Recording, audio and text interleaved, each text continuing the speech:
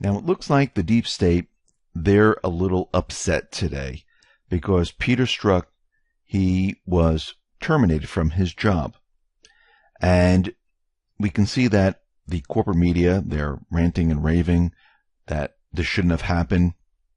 Trump came out and he tweeted, "Will the FBI ever recover its once stellar reputation, so badly damaged by Comey, McCabe, Peter Strzok, and his lover, the lovely Lisa Page, and the other top officials now dismissed or fired?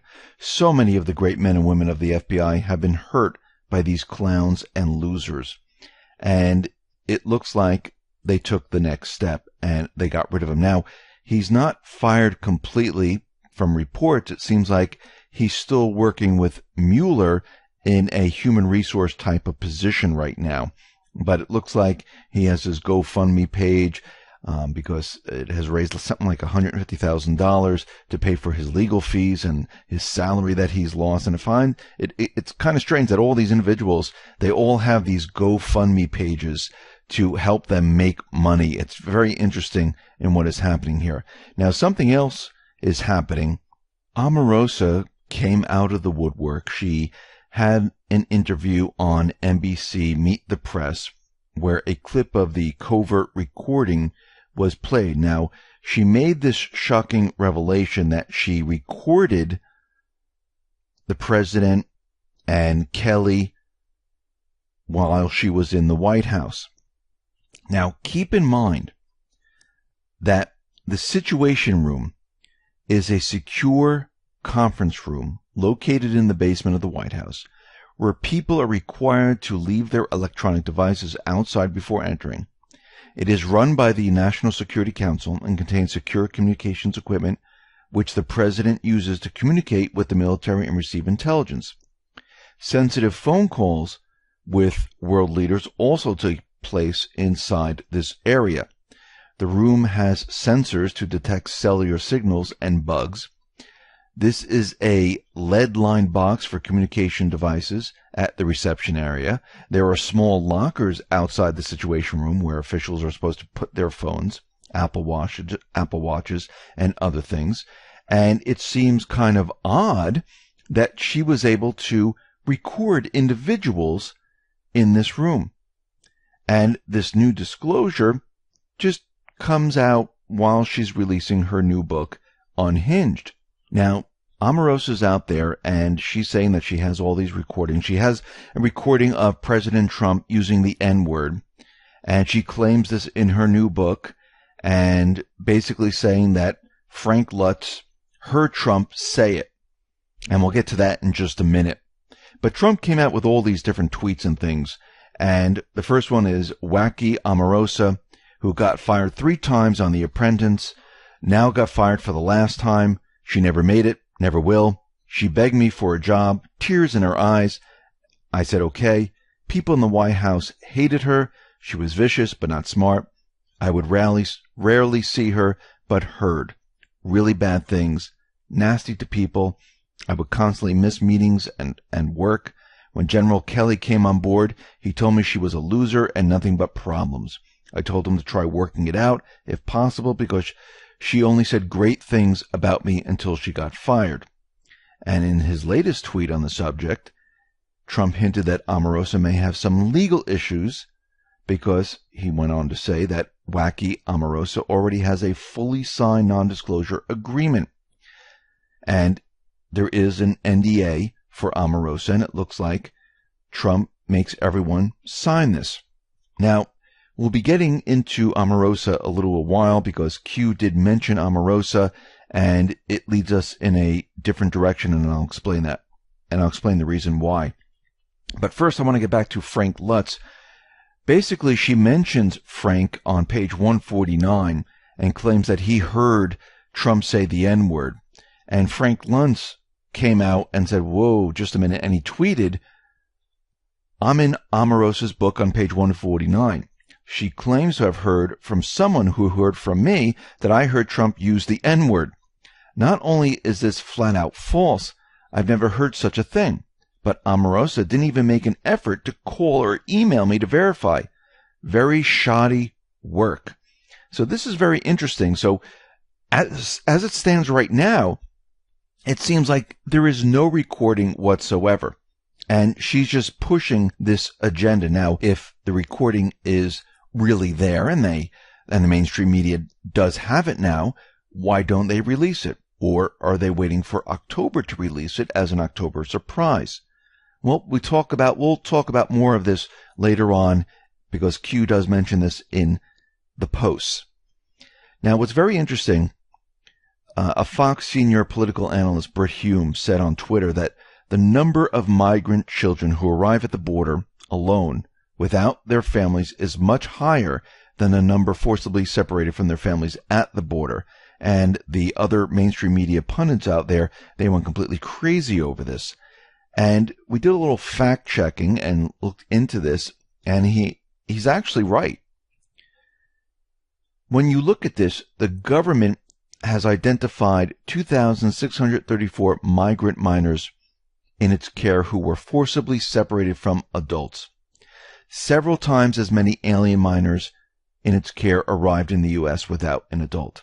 The U.S. Border Patrol has apprehended over 40,000 unaccompanied minors so far in fiscal year 2018. So 80% of the minors cared for by HHS arrived in the U.S. alone, unaccompanied, without a parent. They were not separated by the government. Because the law prohibits children from being held in a federal detention facilities, the government separated children from illegal immigrant adults being detained. The Department of Homeland Security referred the children to the Office of Refugee Resettlement within the Department of Health and Human Services. And when we look at this, the number of unaccompanied alien minors apprehended by the Border Patrol around the time the Trump administration implemented the zero tolerance policy is much higher than the 2,634 forcibly separated minors. The Border Patrol apprehended 10,666 minors who arrived at the border without an adult in April and May. They have caught 41,347 unaccompanied alien minors at the border so far in 2018, from October 2017 to July 2018. And a lot of these children had no parents, had nothing, so they were separated from no one. So it looks like this story is absolutely true. Now, out in Afghanistan, we understand this war has been going on for a very long time, and we've been talking about these talks that were happening behind the scenes. Now, one of the Taliban leaders from an organization within the Taliban called Quetta Shura has been quoted as saying that both sides intend to hold the next round of talks in September, and that these will be more specific and focused on key issues.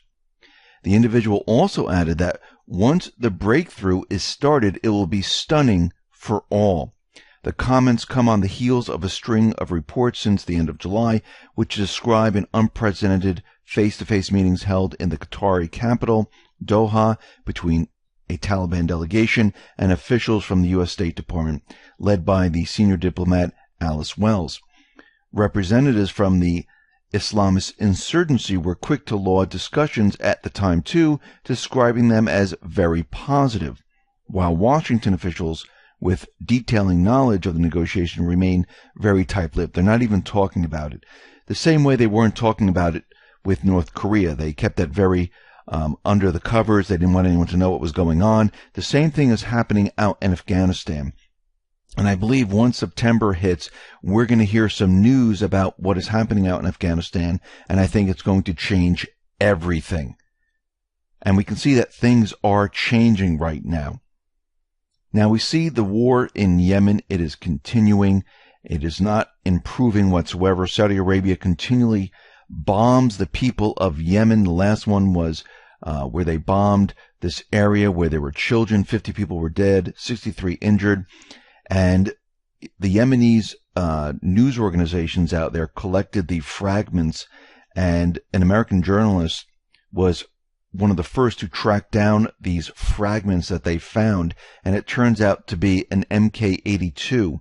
And the origin of this, it's a U.S.-made Mk-82 guided bomb This is created by Lockheed Martin, which was sold to Saudi Arabia.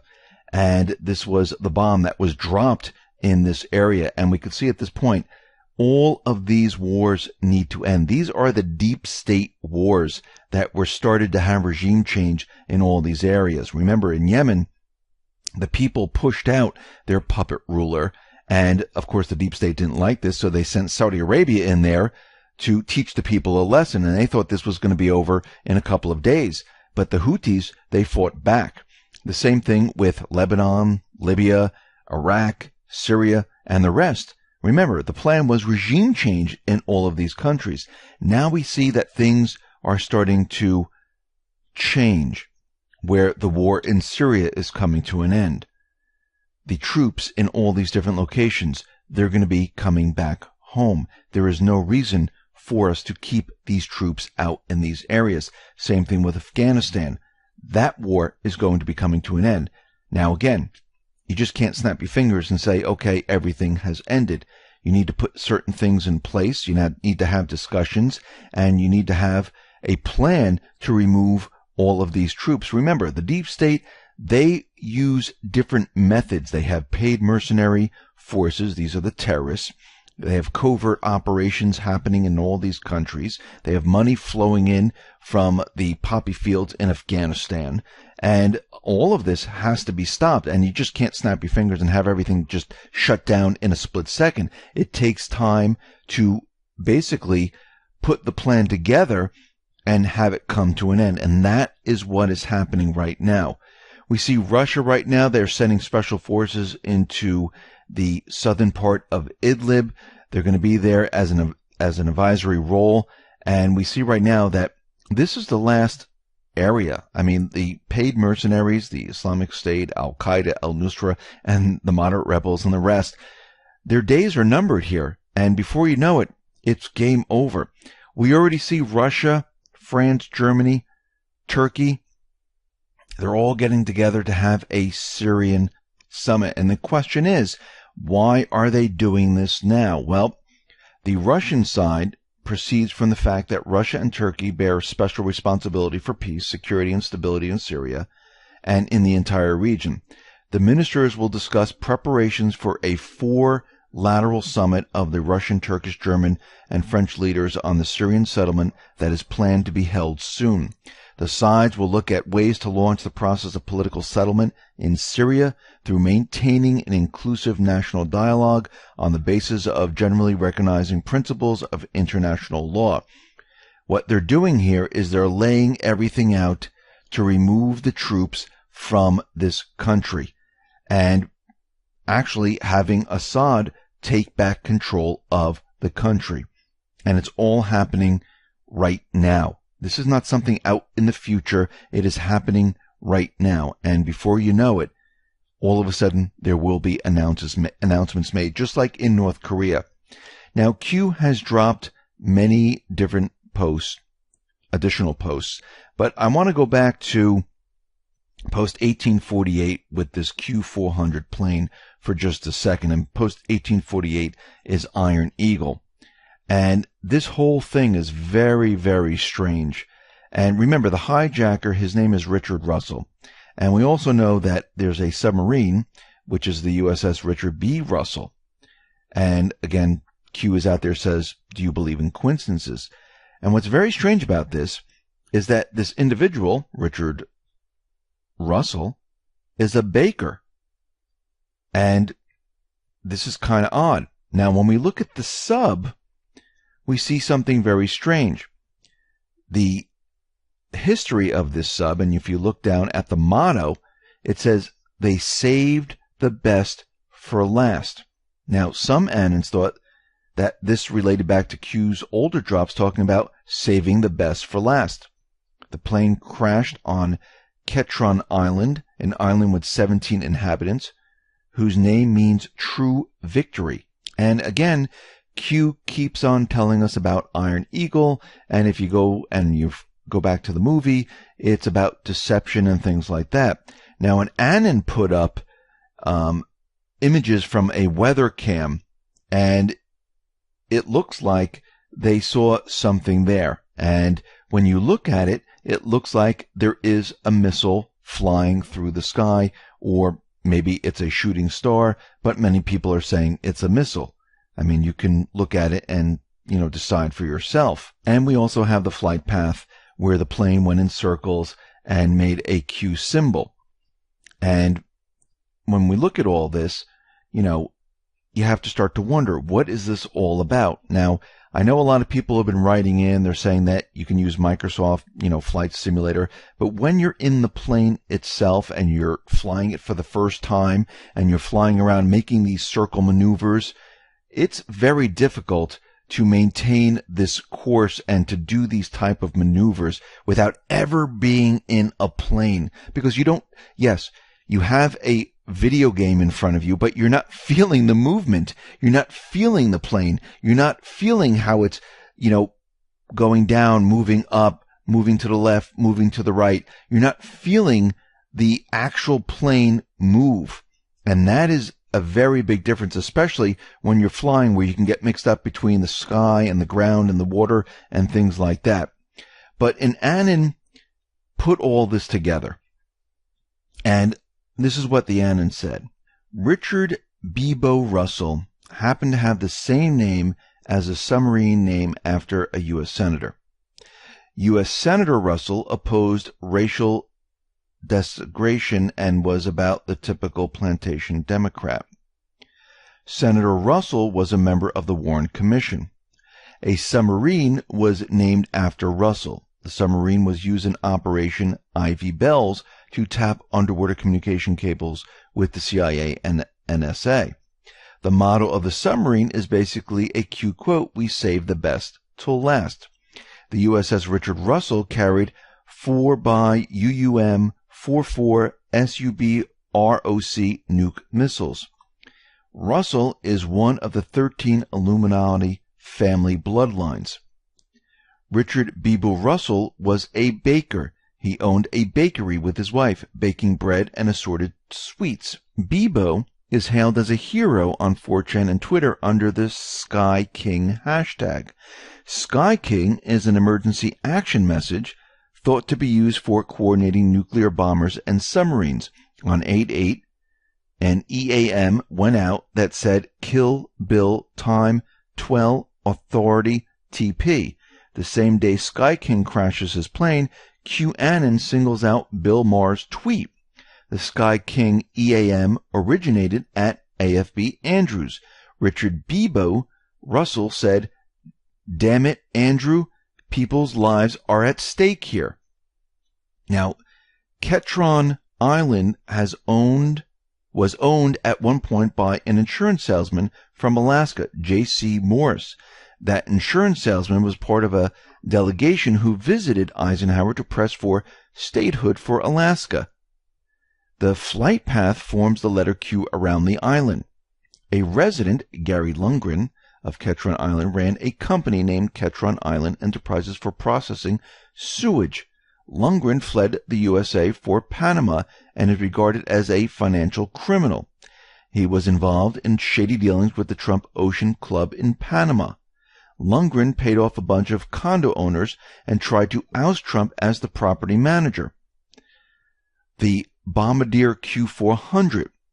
Russell managed to commandeer a Bombardier Q400 airplane. In previous drops, Q pointed Annans towards a plane crash in Buffalo, New York. A lady named Beverly Eckert, 9/11 activist, was on that plane. She had just met with Obama days before. That plane was also a Bombardier Q400. So, if I had to guess, with everything we've just reviewed in mind, Richard Beebo Russell isn't a real guy. He's a cover story for an NSA agent who was a baker. More likely, Beebo was an NSA asset that had been in place for months, in an area the NSA had been monitoring for a while due to heightened levels of cabal activity. Now, what's very strange is that there was a mysterious military spy plane that has been flying circles over Seattle for days. A very unique USAF surveillance aircraft flew over this area. Now, the aircraft, which goes by call sign SPUD-21, and wears a nondescript flat gray paint job with the only visible markings being United States Air Force serial on its tail, is a CASA CN-235-300 transport aircraft that has been extensively modified for surveillance missions. And it does show up that this plane was in the area, circling the entire area. Maybe Q will come back and clarify what actually happened, but when we start to look at this, we can see that, this might have been a diversion to stop a missile launch. Let's move on to post 1851, where Q puts out a picture of Bill Maher and puts out a lot of different things here. And Q says, "These people are sick. Sometimes the truth is right in front of you. You people are a disease. We the people are the cure." Q. Now, basically what this is all about, this is about Bill Maher and James Gunn. Now, James Gunn is the director of Guardians of the Galaxy. And Q is pointing out that the writer for Bill Maher is James Gunn's brother. And when you look at this, you can see Matt Gunn is the brother of James and writes for Maher. Sure enough, Matt Gunn is one of the Maher's longtime writers. And we look at this and he definitely is. Let's move on to post 1852, because Q continually puts up different tweets by Bill Maher. And the latest one on post 1852 is, "Oh my God, what did Michelle Bachmann do to her hair? I thought I stumbled on an ad for Rise of the Planet of the Apes." And basically Bill Maher compares Bachmann to one of the Planet of the Apes characters. And then Q just gave the link to this tweet that Bill Maher made. Now, post 1853, Q put up a link to Twitter, NBC News, and this is about how to delete old tweets. And Q wrote, "Do you believe in coincidences? Truth to power? Q." Now, we'll come back to that in a second, because we need to go to post 1854 and the rest that has to do with Bill Maher and many other individuals. Now, NBC right now, they're gearing up for that big report to drop at the Daily Beast, detailing the culture of abuse at NBC. The Daily Beast is getting ready to release a piece on sexual misconduct on NBC. So on post 1854, Q put up all these different tweets from James Gunn. And some of these tweets are what he said in the past. And Q wrote, "The choice to know will be yours." So if we look at some of these tweets, what do we see? Well, we see something very interesting. And if we go back to 2010, 2011, James Gunn was tweeting very strange things. One of his tweets wrote, "The Hardy Boys and the mystery of what it feels like when Uncle Bernie fists me." Another one is, "This hotel shower is the weakest ever. Felt like a 3-year-old boy was peeing on my head." And you can go to the X22 report and read the rest. You can go to the Q post and read the rest, but you get the general idea of what is going on here. And then Q puts up this link, and it's to Twitter, and this is about Satan. And the account is S8N, which is Satan, and it's kind of strange. And when you look at this, you can see that this account is where people go to, and of course their information is hidden. This is where they go to to connect to different groups. And I think what Q was doing right here was not telling everyone to go there and say Q's coming to get you and things like that. What Q wanted was everyone to do research and find out who these hidden accounts are and who they belong to, and look at what they're saying on this site. Let's move on to post 1855. Q put up a Twitter link to Donald Trump, Twitter link to Maria Bartiromo, and wrote, "Boom, boom, boom, boom. Why did NBC have a confidential con call yesterday with a few of its news affiliates the need to remove potentially sensitive tweets, panic.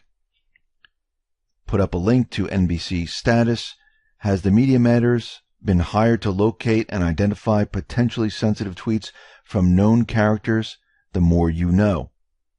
And again, we go back to the NBC tweet, to their report, how to delete and remove tweets. Remember, all these individuals have been putting up these tweets and these messages for a very long time. And it looks like what they're doing right now is they're sending the message out there on how to get rid of them. And we know that there's a story coming up in the Daily Beast about what has been happening in NBC. And I think they're telling a lot of other people, this is how you need to get rid of all this information.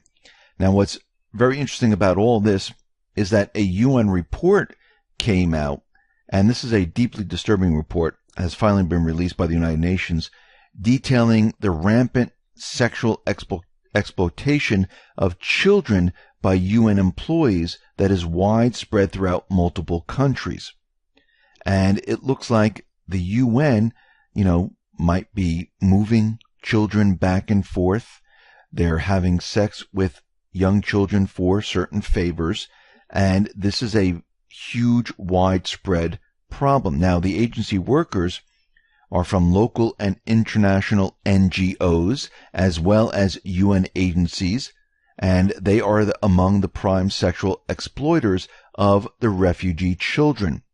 And again, Q continually tells us about Haiti, Haiti, Haiti, and I think it's going on all over the world here. Let's move on to post 1856. Q put up, how stupid are these people? Put up a link to CNN video, John Kelly, Omarosa tape, Meet the Press, and this is about Omarosa coming out with all this information. Q wrote, integrity violations equals leaks, recording and privileges, and confidential meeting with the White House. What documents are signed prior to entering the White House? The NDA. What documents were added by POTUS specifically prior to allowing staff to join his administration? The NDA. What documents were added later by POTUS specifically targeting leaks? Why was fake news infuriated by this? And he gave a sample of all these different links to Washington Post, the Daily Beast, CNBC, where it says Trump's non-disclosure agreements came with him to the White House. Former officials slam reported White House non-disclosure agreements. They didn't like it whatsoever. Why would a person openly broadcast a criminal violation? So why did Omarosa go onto the corporate media, the mainstream media, and purposely broadcast a criminal violation? Do they feel protected? Who do they report to? If known in advance, could this be an advantage? These people are stupid. Enjoy the show.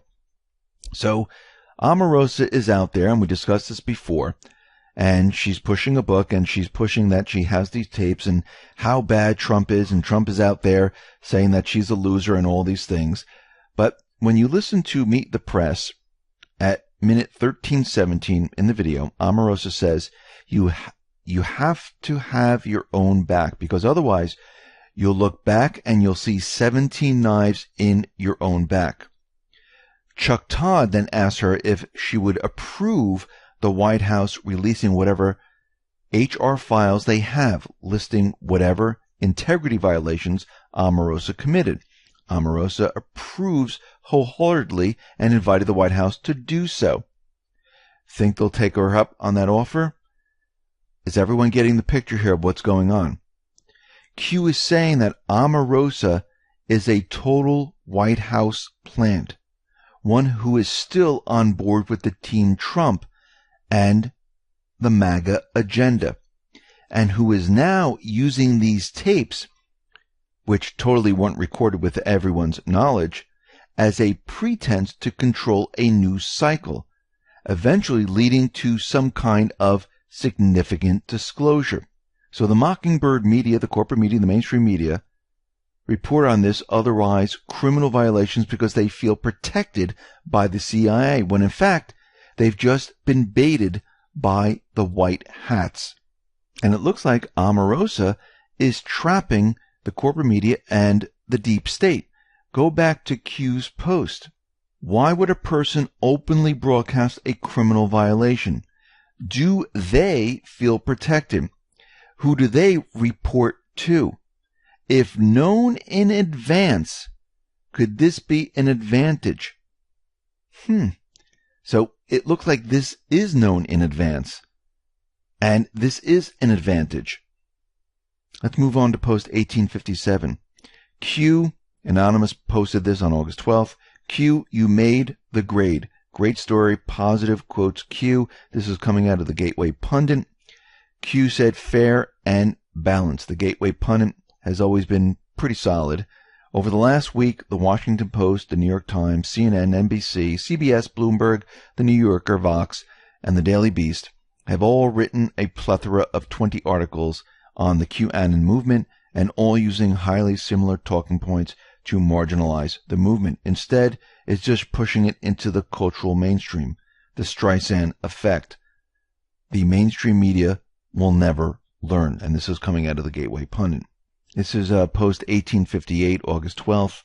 Anonymous put this up. Teresa, and I believe her last name is Sirke. She tweeted, I don't think @Real Donald Trump understands. He's being removed from that office one way or another. If the law fails America, we will remove him with our bare hands. He has only 1/5 of America's support, and they're mostly cowardly, out of shape, poor, uneducated rednecks. Now, underneath that tweet, it says the following. I don't know about you all, but I'm in great shape. Not poor, highly educated, although I'm in the country, I'm not a redneck, and most definitely not a coward. Bitch threatening to remove POTUS with her bare hands. Q responded, you are the majority, all capital letters, by far and growing. Fake news purpose is to project false narratives. And they're basically trying to say that the movement isn't that big. And they're trying to use your mind to convince you of all of this. At least that's what they're trying to do. Post 1859. Q put up a post of Anonymous, and this is the Satan tweet. I miss you @Real Donald Trump. Q wrote, this Twitter account was referenced for a specific reason. Holds many questionable messages from people of power and influence. These accounts are run by big names. So when we go back to the Satan account on Twitter, Q is telling us that there are certain individuals here that are big names, influencers, that are posting on this site. Now, of course, they're hiding their real identity, but Q wanted us to figure out who these individuals are. And then a lot of people went onto this site and they started to post and tweet a lot of things on the site that Q's here, Q's coming to get you. And I don't think this is what Q really wanted us to do here. I think Q wanted us to research this and figure out who is actually on here, because I believe there's politicians, I believe there's Hollywood movie stars, and many others. So you can see right now, everything that is happening, all the pieces are starting to come together, and it looks like from Omarosa to Trump tweeting out about all the different things that are happening with the IG report, laying the breadcrumbs. Strzok is now fired, and we can start to see that things are starting to happen very, very quickly, and we're going to see more. And the mainstream media, they're going to react to this. They're going to fight with everything they have and throw this out there. And I think this is why Omarosa, if this is what Q is telling us, if this is a diversion right now to put their news cycle onto something else and make them believe that this is really happening, and it turns out to be completely false, which we can see it most likely already is, because we already have individuals like Frank Luntz coming out there saying, yeah, that this is not true. He never said this, and Omarosa never really called him. So it looks like they have the corporate media running this story, and of course more of them are going to run it, and they're going to harp on this, and this is being done on purpose to trap the deep state, to get them in a legal bind. Because remember, Q in post 1856 laid it out that integrity violations. Integrity violations equal leaks. Recordings, a privileged and confidential meeting. They did this in the Situation Room. They also had an NDA. And the corporate media, the mainstream media, the deep state, they think they're safe. And they're not. So we can see right now